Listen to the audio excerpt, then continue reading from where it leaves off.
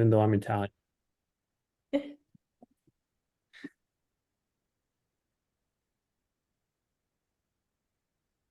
Hello, everyone.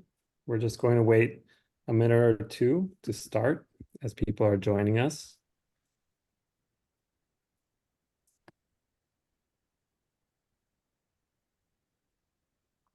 Thank you for everyone for joining us today. I see a lot of people are joining us. We're up to 52. A lot of people are waiting.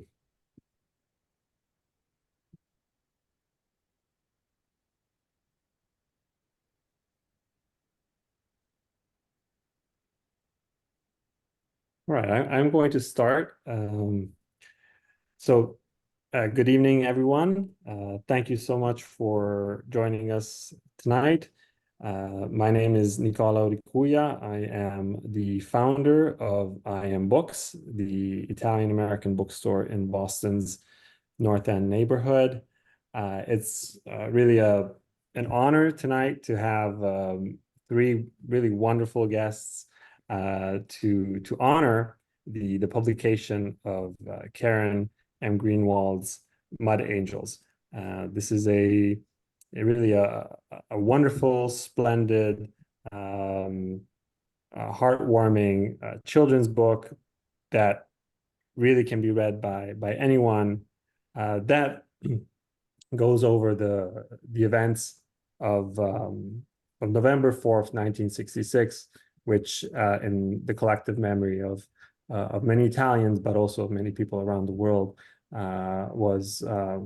was quite striking. It was the worst flood in Florence's history in over 500 years. There were more than 100 people who died in those tragic events.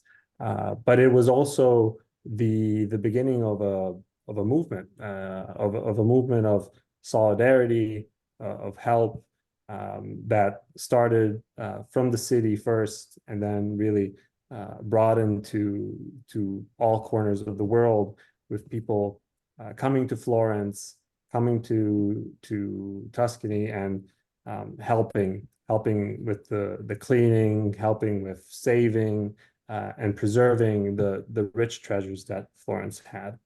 So I would like to, before we start our evening, I would like to introduce our panelists.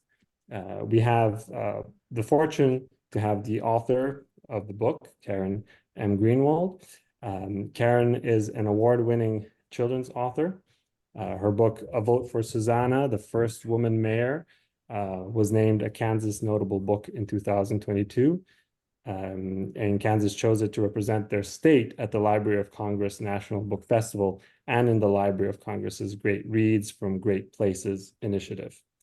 The Mud Angels, tonight's book, which has a subtitle, How Students Saved the City of Florence, launches today, April 4th, 2024. And it is available for purchase on our website or in your independent bookstore near you. She joins us from Maryland, where I hope the weather is better than in Boston, where it is currently snowing. We also have the great honor, really, to have two Mud Angels with us tonight.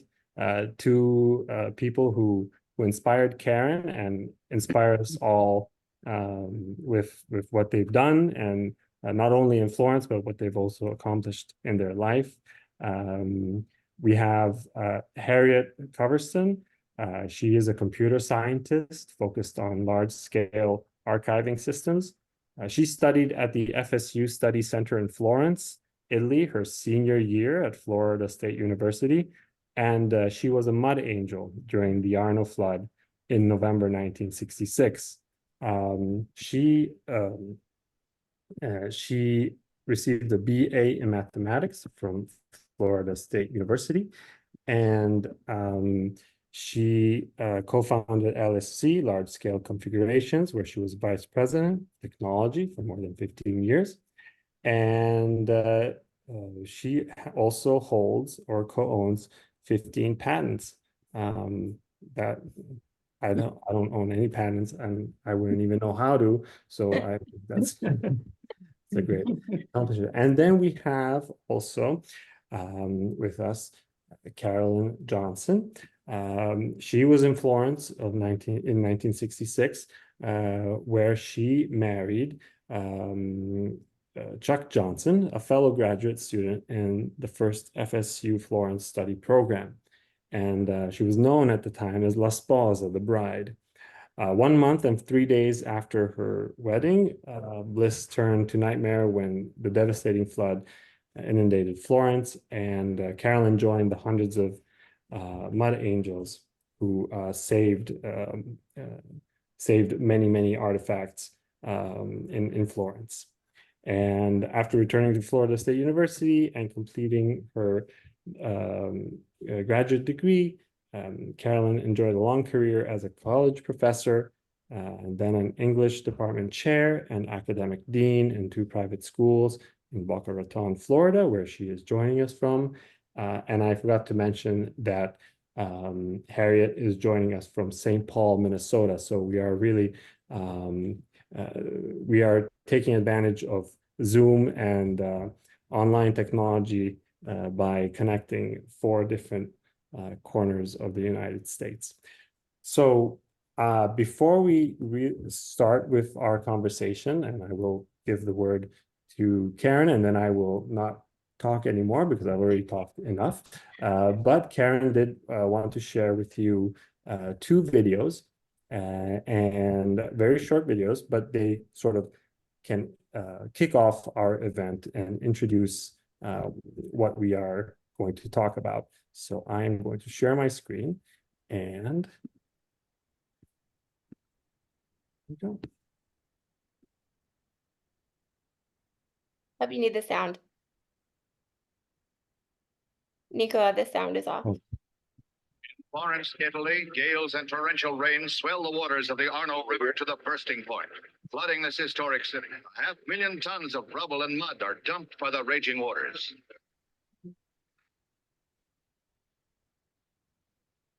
Army troops help in the tremendous cleanup operation. The volunteer workers include many American students.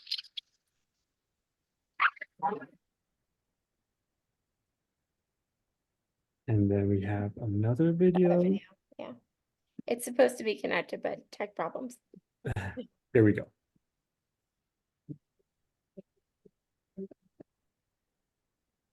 I don't think it's something's going wrong.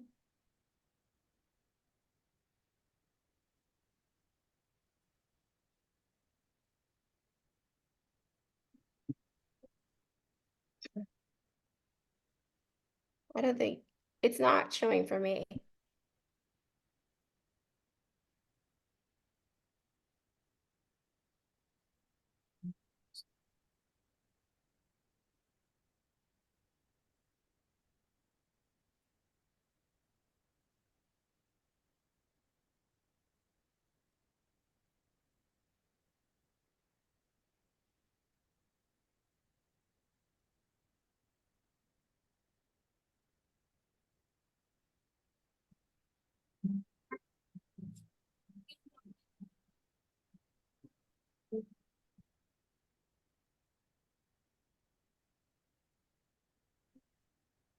Nicola, I'm still seeing the other video. Is that what everybody else is seeing?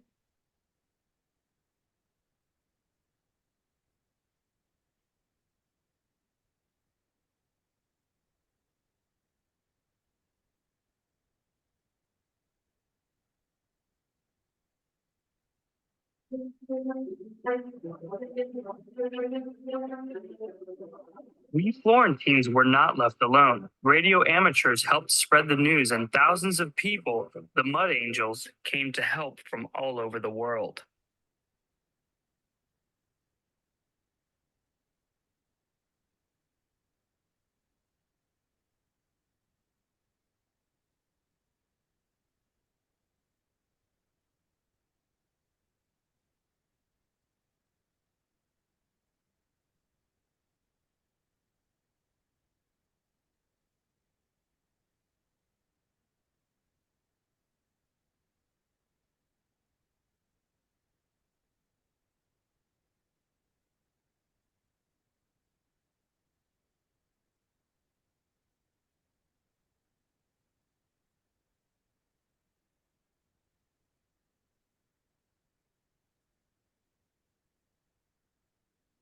I'm sorry, were we having technical issues? I think so, yeah. Oh, I'm sorry. Do you want me to show it? Sure. Okay. Again, technology is always a friend and sometimes a foe. Okay, Hold on, so sorry. everyone. Okay, Did you see the first one? I did. Okay, But so maybe I made a mistake. And we yeah, should- you should just be able to click on the second file, I think, and it'll Okay. And the second one is the Sidoti. Sidoti, yeah. Do you want to try again? Yes, I'll try again. Okay. Everyone, bear with me. I look at, I'm young and you think, oh, he must be tech savvy, but not always. Here we go. Let's try it again. Okay, take two. And take two. And we are gonna do, okay. There we go. You see it? You have to turn the volume Sorry, on. everyone. We need volume though. The Can you hear? sound is not on.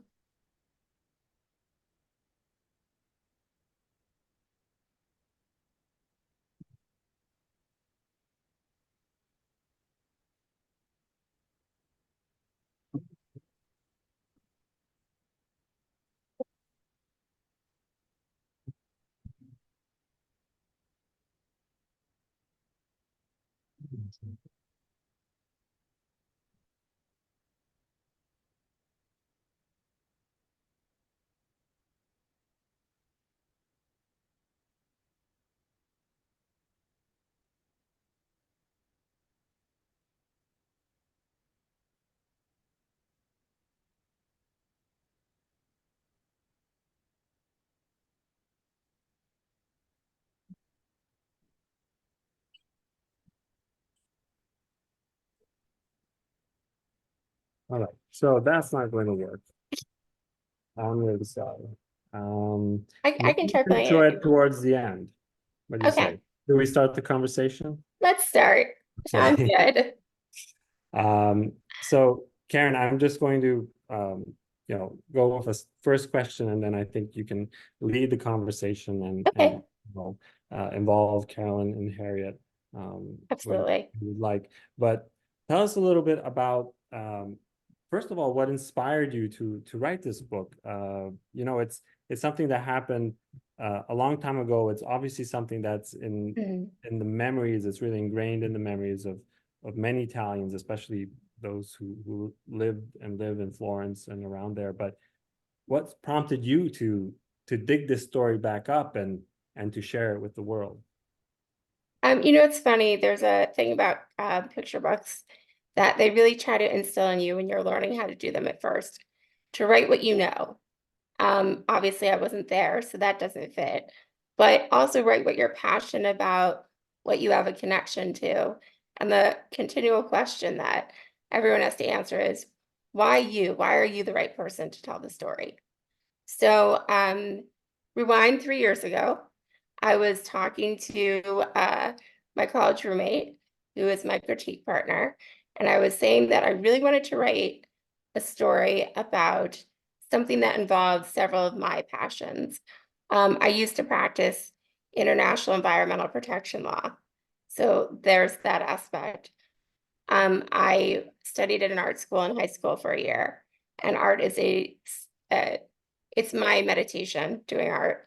But I started learning about art as a very young child from my mom, who was a teacher in and out of school, and who was also very knowledgeable and passionate about art, and not just, here's a painting, this was painted by this person, but she would teach me about the painter themselves, about the world that painter lived in, different details about their lives, and it brought everything to life for me.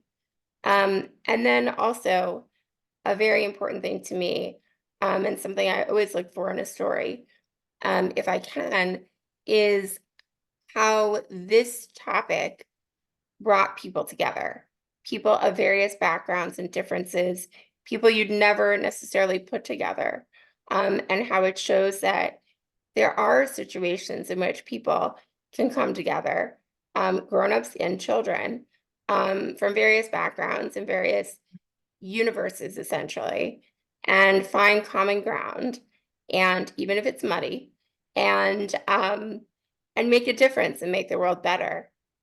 When I was in law school, one of my mentors, who I was very close to for years after, was a man by the name of Father Drinan. And Father Drinan was the only Jesuit to ever serve in Congress. And then the Pope said, you're either a Jesuit or you're a politician, but you can't be both. And so he, of course, said, no, I'm a Jesuit. But he was a human rights activist and instilled a lot of his passion in me in law school and then beyond. And I was always very fascinated by other cultures and places and where the heart of that culture is. So I said this to my roommate. I said, I want something art, environment, international, and something that brought people together that you'd never imagine could come together. She said, oh, do you know anything about the Arno flood of 1966? And in 1 minute on the internet, that was it for me. Like, that's it. I've got it. I'm doing this. From the very beginning of reading about it, I was completely hooked. It's not easy to find something that fits all of your passions in one story, really. Not all, but many. And I just was completely taken by it. The funny thing is, though, it also did inspire a rule for me. If you give me a story idea that I wind up selling as a book, you get the dedication. I think that's fair. So that's why she's in the dedication. But I think that what really, really sold me on it is when I started interviewing mud angels. And each conversation was just a gift, really. They were so fascinating. And you saw so many differences in people, and yet they shared this same thing that will forever be a part of who they are and what they've done for the world. And so that was really something that just over and over and over with every single phone call reinforced for me why I wanted to do this story.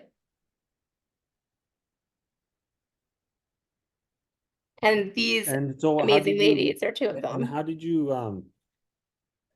go about the research, and how tell us about also reaching out to mud angels and you know, talking to them, and again, how did you find Carolyn and Harriet, and how were the conversations there?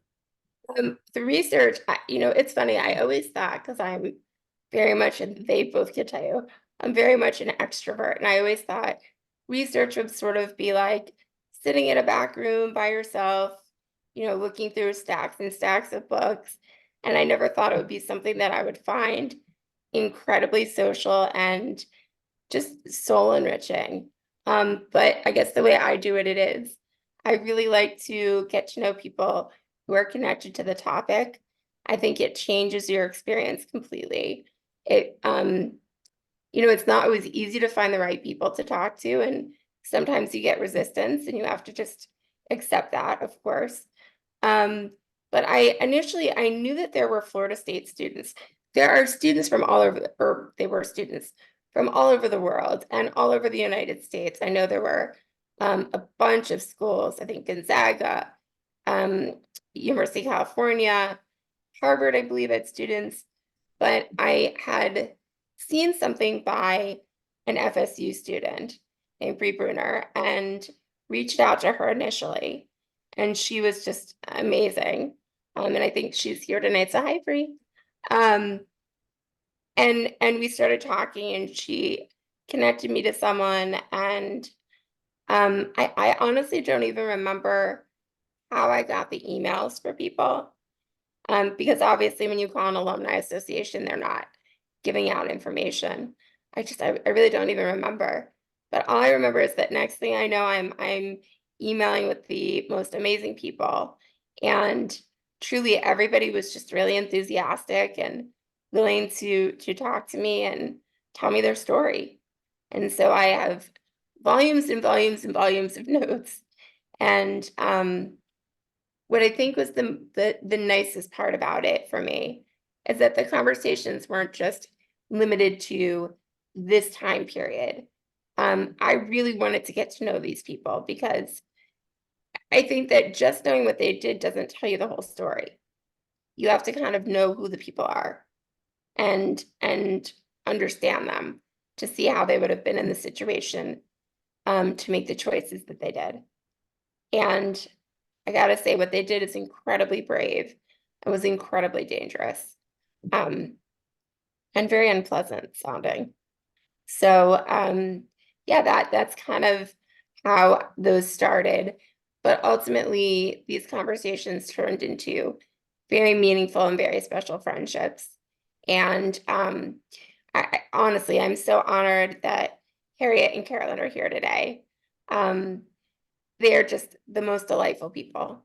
So I'm sorry they had to go through a horrible experience for me to meet them, but I think, great for me. you know, and I'd love to hear now, you know, before we get into the book and a little more into how it came to be.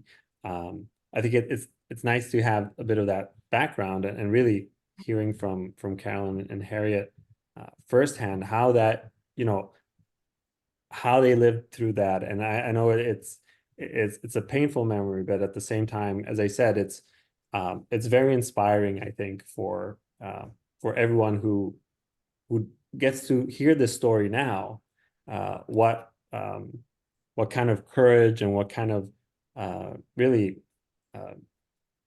just this effort, this community of people that came together, and how that feeling was. It'd be wonderful to hear your story. Maybe we can start with Carolyn, if you'd like to tell us about those days and how they affected you, and also the rest of your life, how it's been. Oh my goodness, yes.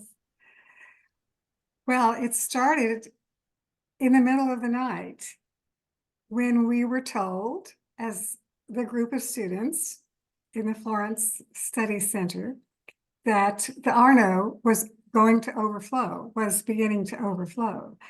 And so as we waited together during this long night, we had no idea what it was really going to be at that point. So the next day, when we went out, we began to see what happened. And it was utterly devastating.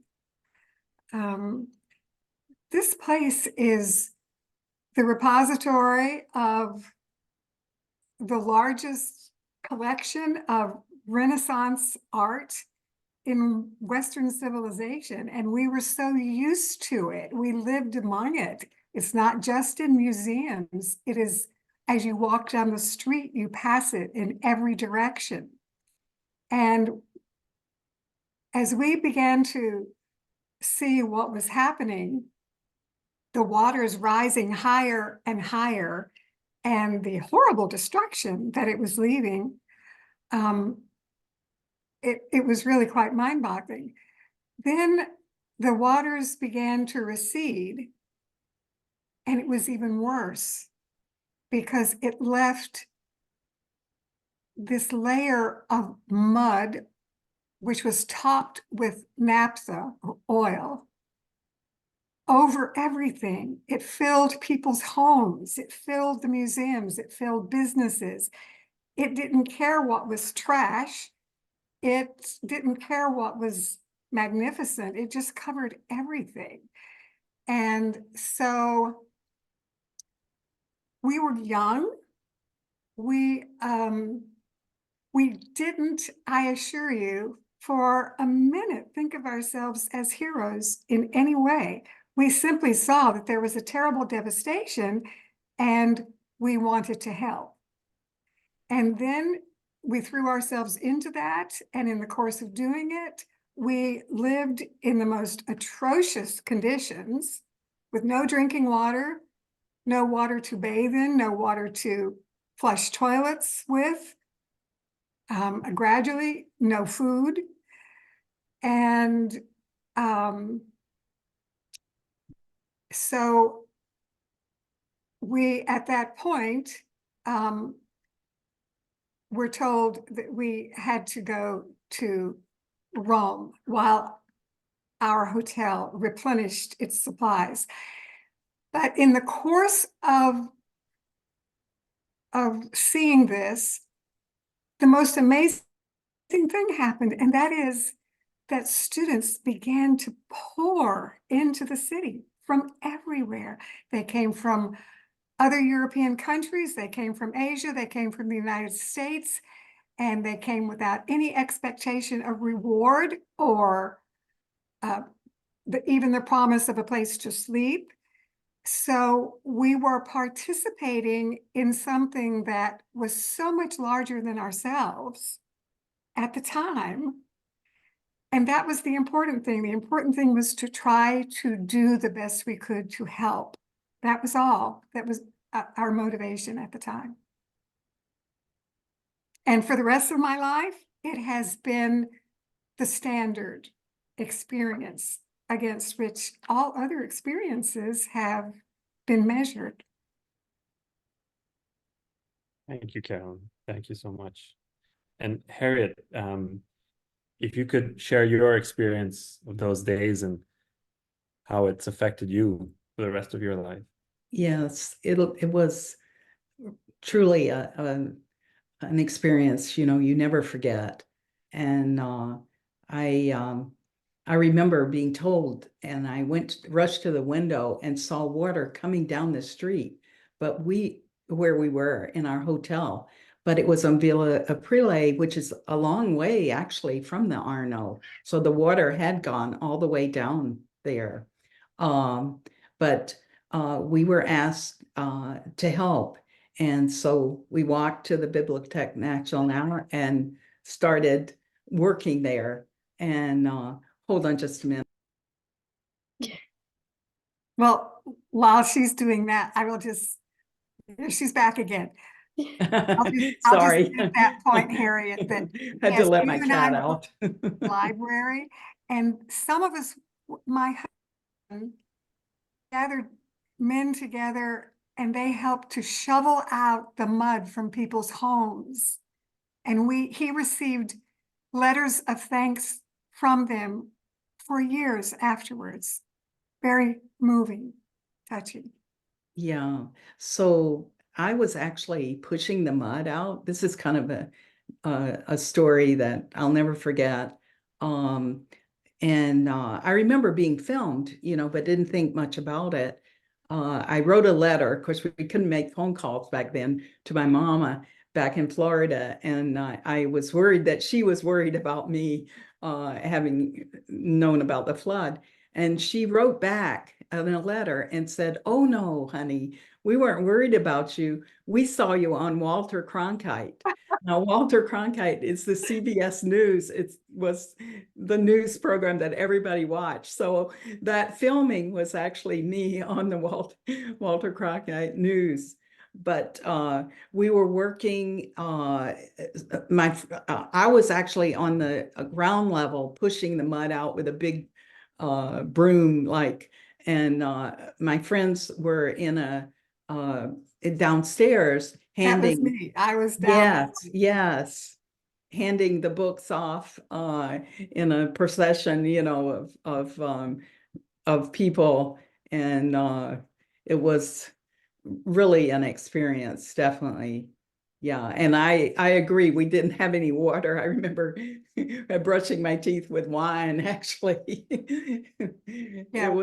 it was a horrific time. But one thing is really interesting. I have a really good friend, Judy Witt. She is married to an Italian and lives in Italy, and she took me to the market about 5 years ago, and we were walking around, and she said to people, well, she was, you know, a mud angel, and everybody just, they have tears in their eyes, and they come up and hugged me. And it was just very emotional because everybody went through a horrific time, and it was really something. I mean, even if you weren't there, you know, you were kids of their parents who lived through it. So See why I love these ladies? They're incredible. Absolutely Karen, you incredible. are incredible for this book. Thank Thank you. you. Yes, Thank you so Karen. much. Thank you so much is all I have to say. I have to say thank you for what you've done and for made the me cry. passion that you have brought to this project. I just feel like I'm trying to collect and preserve the preservers, the preservers' memories. It's just truly, truly this every step of this has just been a gift to me, I feel like. And I should also mention one thing back to research. I cannot even express how much gratitude I have as well for so many people in Florence. I have just been embraced and assisted, and random email from some strange person in America turned into 3 years of conversations with a conservator at the Biblioteca Nazionale, even to this morning, double checking one number so I can make sure in the video that there was nothing askew. I didn't think there was. And with the University of Florence, the director of their CDAF program, or you just, I think, switched in December, but libraries in Tuscany, journalists in Florence and the Tuscan region, everyone has just been so supportive and really excited to see this happen. And the thing that's interesting to me, Nicola, what you said about how, it's in the memory of so many people, but it's really amazing to me in the United States, so few people know about it. I mean, people who traveled to Italy in the 60s. I've had many conversations when people say, oh, what are you writing about? Wait, what is that?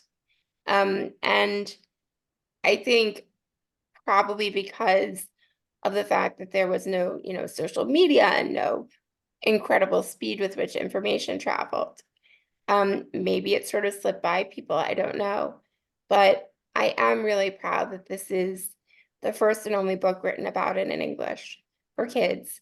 There are some books for adults, but this is the first for children. So there are things, of course, that would not be in this book.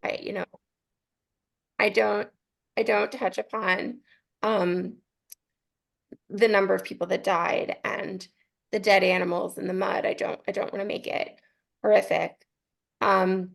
But I do want to say that there were a lot of people, not only in Florence, but in other cities and along the Arno River that suffered a great deal aside Yes. from Florence. So I just want to make sure that that is known. It was not only limited to the city of Florence.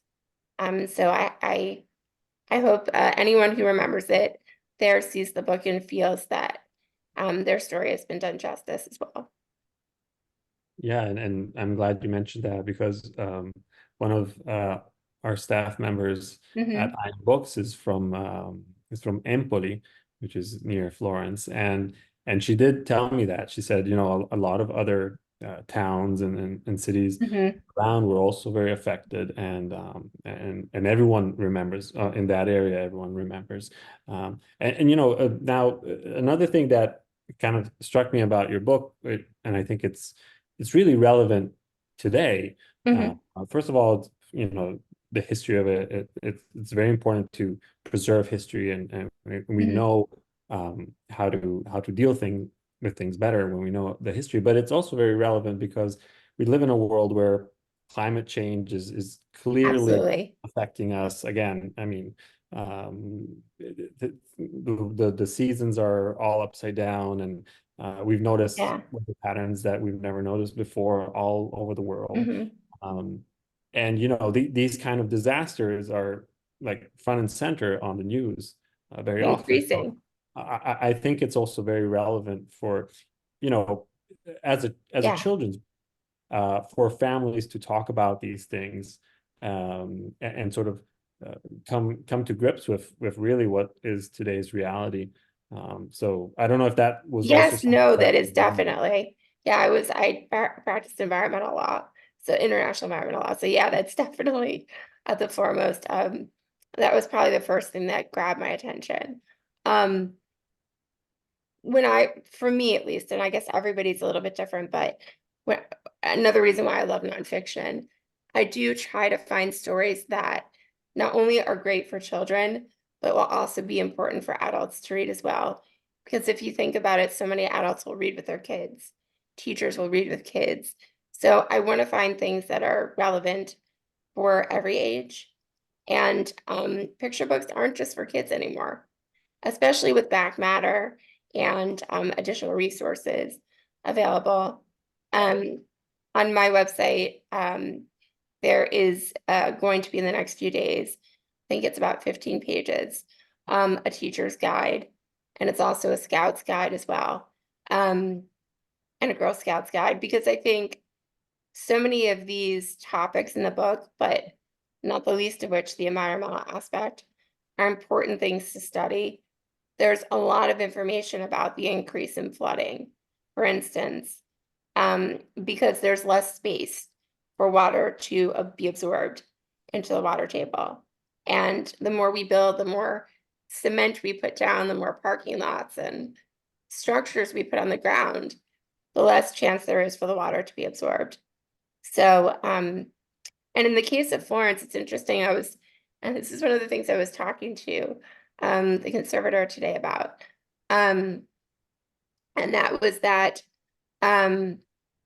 there's a lot of information about a dam that was opened far away from Florence right before all of this took place. Because as Carolyn said, it wasn't just a flood that yes, floods are tragic, but it wasn't just that. In some instances in Florence, the waves rose 22 feet. There are markers on buildings in Florence to show you where the wave crested. The entire flood lasted 18 hours. So all of a sudden you have this normally calm, sleepy river, giant waves come cresting out, crash into basement windows, first, second story windows, fill them with water, deposit massive amounts. I think I'd mentioned it was 600,000 tons of mud, filled with debris, and it broke every car gas tank, and it broke every heating unit in the basements. And that's where the kerosene and the naphtha came from, which lay, like someone explained to me, almost like a rainbow river on top of the lava-like flood. So, but the other aspect is that the river was incredibly swollen from snow melt and from an excessive amount of rain.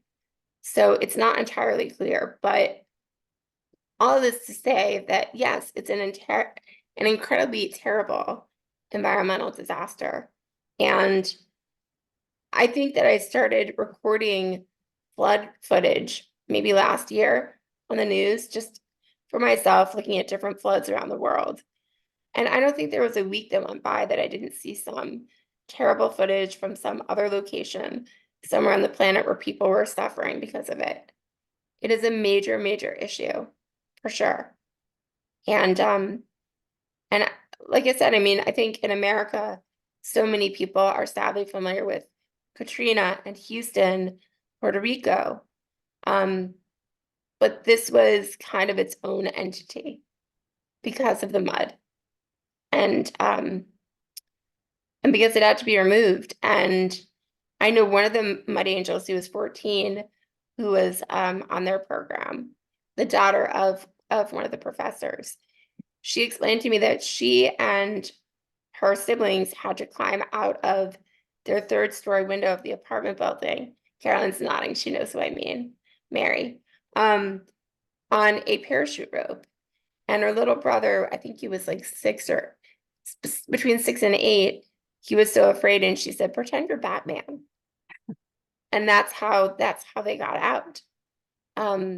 Another Florentine gentleman I interviewed, who was a child, he was 8 at the time, explained that they kept going higher and higher in the building until they had to climb out windows and onto other places and make their way to safety. So it's an incredible thing to see some of the footage that a little is in the video if we ever make it work. But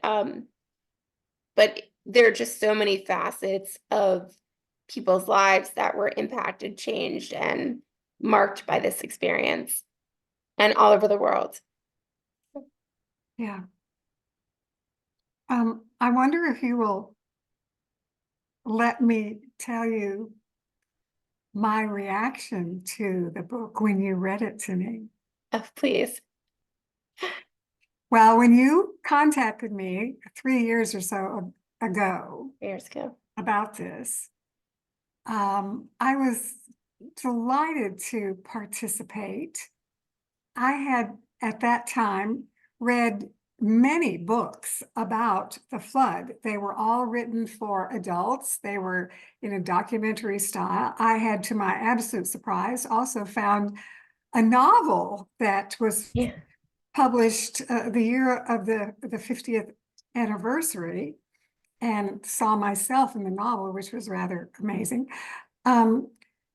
So when you proposed the idea of writing about such a life-changing event for children, my first reaction was, how is that possible? How can you do justice to something like this in 700 words, or however long a picture book is, About, yeah. and also translate it to a child's perspective? So 3 years go by. I thoroughly enjoyed all of our conversations together about it. And then recently you called to read the book to me on the phone. So I listened to you read it.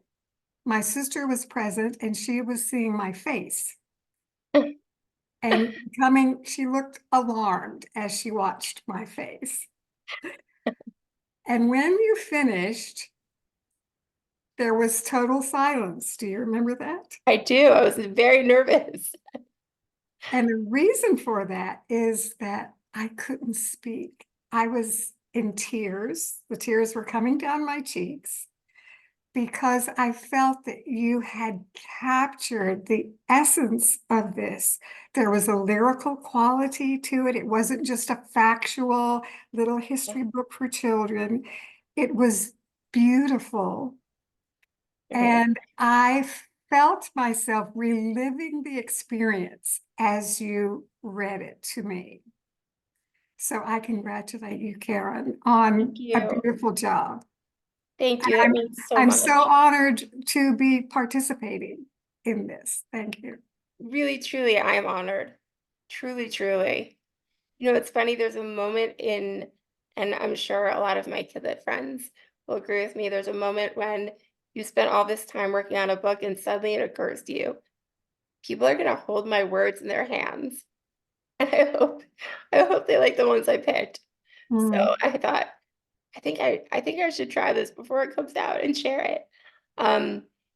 The way I write, and everybody approaches obviously the craft differently. Um, I'm very much like my dad in this. I map everything out and plan everything out and kind of write it in my head for a few weeks. It just kind of keeps formulating there. And then when I sit at the computer, I finally like put it down and move things around, like puzzle pieces. But for 3 years, this story is, you know, lived in my head, with the exception, of course, my amazing, amazing editor, Sutarski, who just, I have to say, I hope she doesn't mind me saying this, but she sent me a note early on in working together. And I actually wrote it and hung it up in my writing space to keep reminding me, because it's a hard journey, really. And it said, I loved it from the moment I saw it.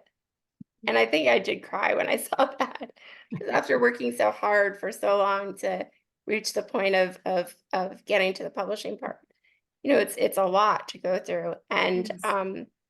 so other than Sue, and I think, you know, my dad and my critique partner, Jossie, nobody had, oh, and of course my agents, Liza and Ginger, who are amazing.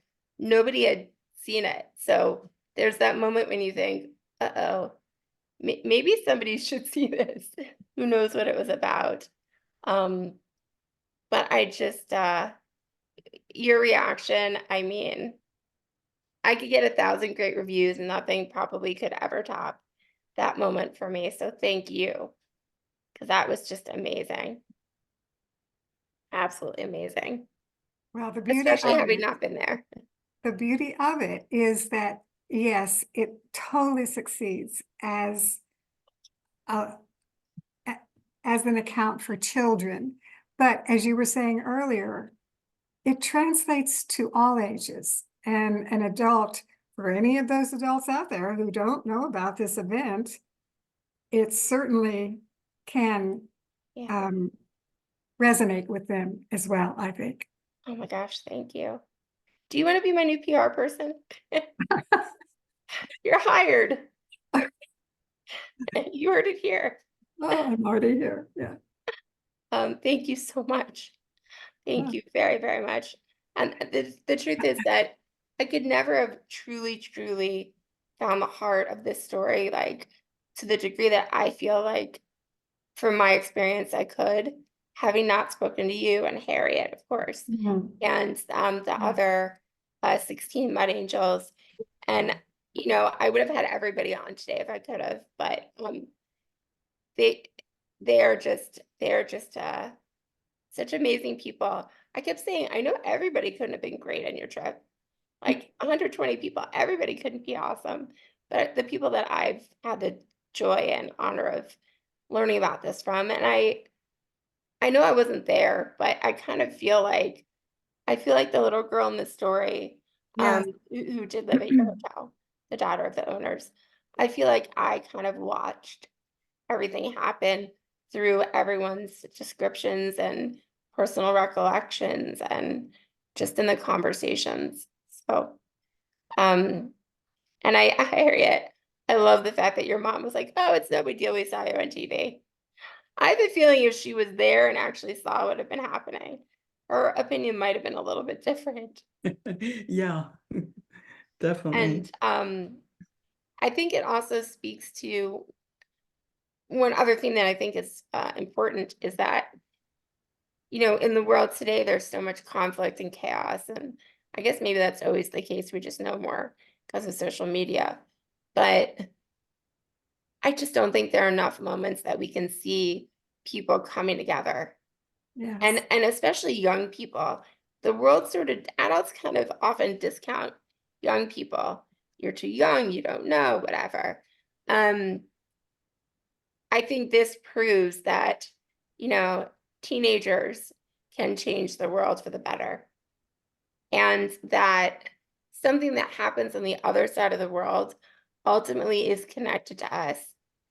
And a great example is the supply chain problem that's happening somewhere on the planet, why my book is not actually yet in America. And that, I mean, it's just an example though, right? Of like how one thing somewhere else impacts us here. So if the Mud Angels had been in charge, my book would be here, I'm sure. A little Well, I mean, muddy, but it would be here. Oh, I think it's a testament to how you felt with all the people that you interviewed, that you in the end you could have taken another direction with the book, right? You could have focused more just on the destruction or on the effects, but you decided, this was really the central core of the story, the Mud Angels and all this Yeah, really solidarity that just sprung out of their hearts. And I think me and everyone who's attending tonight's event can see really how inspiring you are, Carolyn and Harriet, and how inspiring I'm sure all the other ones that you've interviewed absolutely. have been.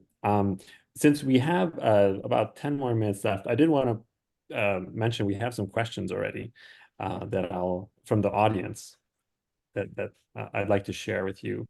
The first one is from Lynn Street. She asks, and maybe we can, this question can be answered by either Carolyn or Harriet. How long did it take the Mud Angels to clear out the city?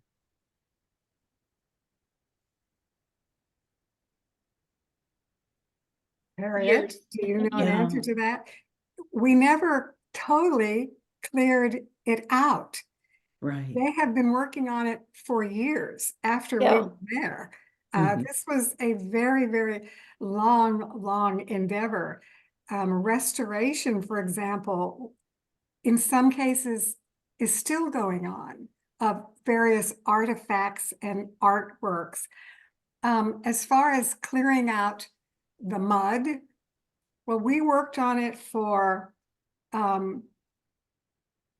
quite a while until we were told, our particular group of students, we had to go to Rome so that our hotel could replenish its supplies, as I mentioned. How long it took for the mud to be totally cleared out, I don't know. I can't imagine. It was an ongoing process that lasted far beyond Yeah. us. To your point, I will add that the Biblioteca Nazionale has 18,000 books that still are in line Yes. to be repaired. Yes. And that's a lot if you think about it, sadly. And also the one other thing I do want to point out about that, the most important, or I should say the oldest books at the library were in the basement. Yes. Carolyn was just buried in several feet of mud. Yeah. And we're talking like first edition Machiavellis Yes. and things like that. And no one has mentioned clearly the smell yet. Yeah. The stench of this did not go away in 24 or 48 hours. It lasted and lasted. I can still smell that today. I remember you saying My that. imagination take over. I can smell it today. It was an indescribable stench from the combination of all of the things that were being brought together and in this water, mud, decaying animals, everything. It was unbelievable. And to be down there in that basement in the dark with these books coming up, landing against my chest, slapping with their wet mud, and this splattering up into my face. So yeah, I'll have the smell of this stench forever when I let myself think about it. Harriet, can you still smell it? Yeah, I think so. Yeah. And there were so many people working for so long. Yeah. And Carolyn, you're right, years. And it's Years. really changed how preservation is done. You know, like you Yeah. said, they were in the Yes. basement, right? But there's a lot of lessons learned from Actually, that. that's a really good point. If I can just say this one thing, a conservationist named Peter Waters, who later became the head of the Library of Congress Conservation, was brought from England to Florence to run the whole cleanup because initially nobody knew exactly the right way to protect the books. A lot Yes. of volumes that were wet were stacked on top of one another. Some people were, you can see in this picture, taking pages out and hanging them. Some were sprinkling sawdust on pages, Yeah. which ultimately pretty much ruined too many because they didn't know. And you couldn't even really see what the book was. You didn't know what it was because there was so much mud.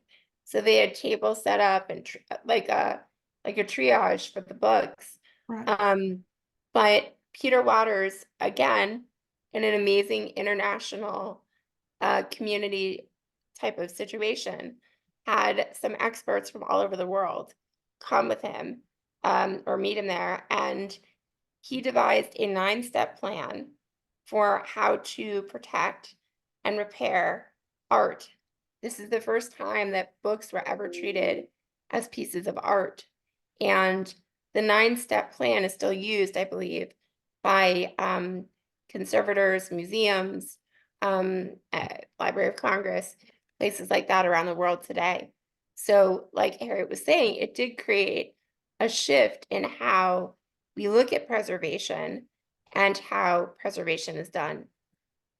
It's amazing. We have also another question that is for Harriet and Carolyn. This comes from Lisa Rogers. She asks if either of you have returned to Florence, and if you did, what did that feel like? Yes, yes, yes, Yes, the answer is yes. yes. And I even went back for the 50th reunion where they celebrated the Mud Angels in 2016. But I go back, I've been back, I stay a month in a Airbnb and just walk around and love the city. It's so beautiful. I love it there. Yeah. We went back in 1981 or 82, and we were amazed, of course, at how much work had been done. It was also astonishing to see on the walls where they put engravings showing the depth of the water at various points and how it was higher than at any time in history ever. It was, you know, quite astonishing. I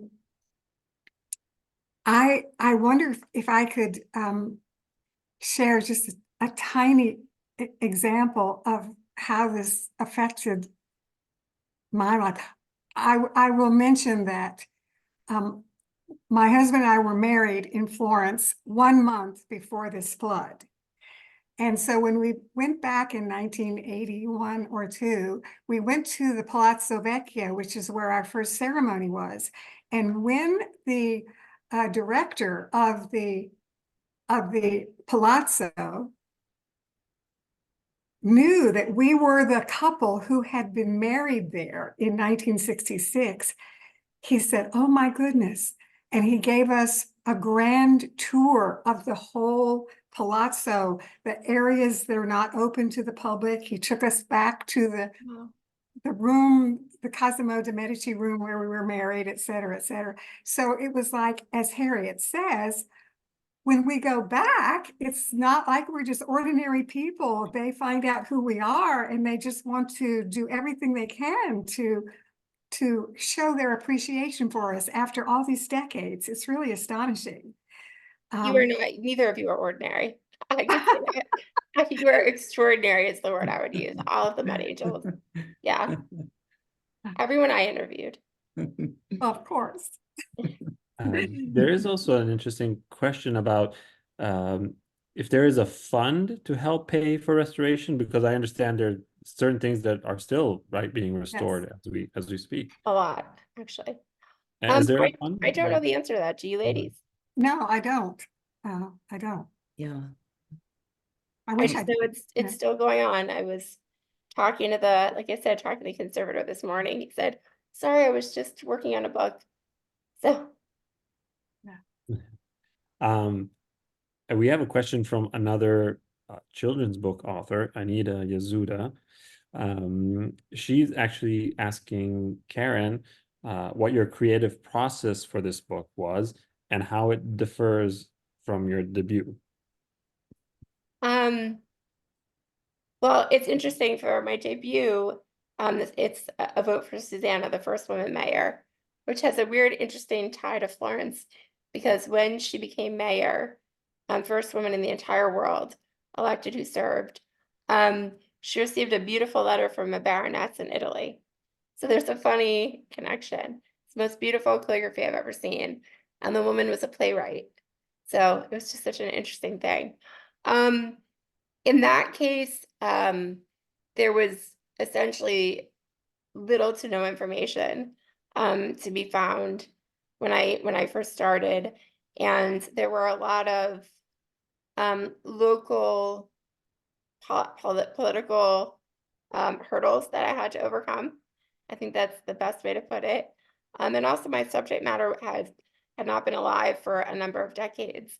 So I couldn't actually interview her, Susanna Salter. But I was really, really blessed to form a beautiful friendship with her great-granddaughter, who she and her brother, just incredibly kind people, shared with me personal letters. So when I was writing my book, I literally had personal ephemera from Susanna Salter on my desktop next to like my Word doc, and I just channeled her words and her voice. So I guess that was one thing that this involved so much more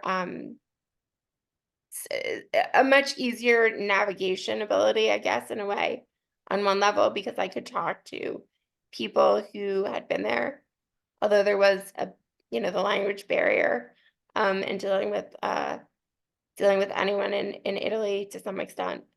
Other than that, I think the same thing, both books, I kind of wrote them in my head, mapped it out, planned it out, and then sat down to write.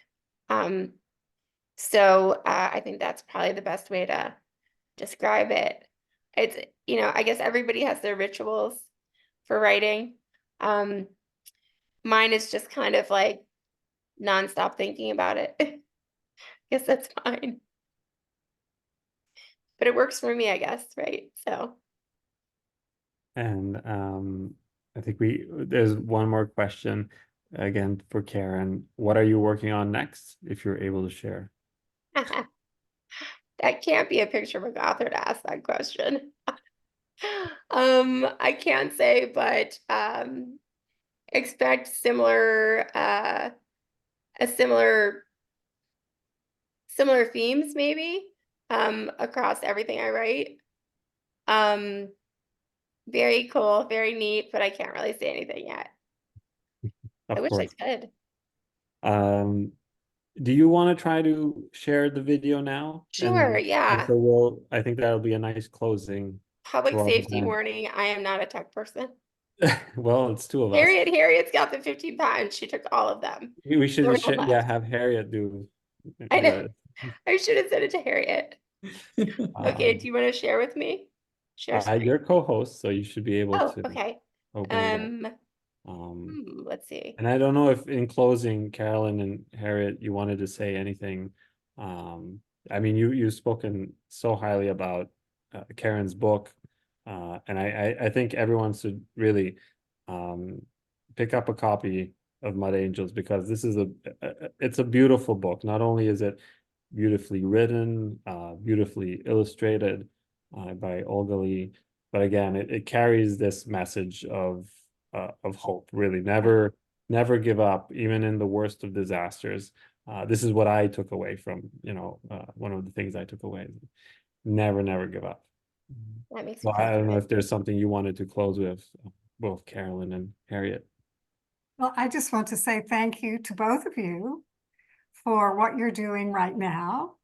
And I'm delighted to be able to participate. It means a tremendous amount to me. And Harriet, it's wonderful to see you. Yes, long time. Yeah. Thank you, Karen. And I'm really super excited about getting my copy of the book. I know it's delayed a little bit, but that's okay. I'm really looking forward to getting my copy. I cannot wait I know. to share it with you guys. Okay, so this is not actually working for me either. So I'm gonna say this. It will be on my YouTube channel. Fantastic. All information is on my website, Karen Greenwald, Green WALD like dog.com. I promise it'll be up there, so please take a look. I do, if it's okay, want to say a quick thank you Of to a course. few people. First of all, Nicola, to you, thank you so much. Grazie mille. This was amazing. I think I called your store to tell you guys about it, and someone said, "Oh, I know that book. We were just talking about it." I went, "Oh, this is it. This is where I need to be. It was meant to be." So thank you so much. You've been amazing. Of course, Carolyn and Harriet, I just love you ladies. Thank you so much for everything, truly, for giving so much to me and for making this so special for me, both today Mhm. and for the last 3 years. And I know that that's just the beginning of a beautiful friendship. So thank Absolutely. you. And to Yeah. the other Mud Angels who were so kind and helpful. I will say, I shouldn't say yet, I was going to leave it as a secret, but um, I do thank you in the back matter. I thought it was very important to have you. Sutarsky, my editor, Liza Feisig, Ginger Harris, my team, and to Alessandra Sidoti of the BNCF, and to Professor Federici at CDAP. Thank you very, very, very much. Grazie mille. And thank you everyone for all of the support. It means a lot. So thank you. Thank you, everyone, and have a great night. Thank you. Ciao. Ciao. Are we still on? Yes, we are.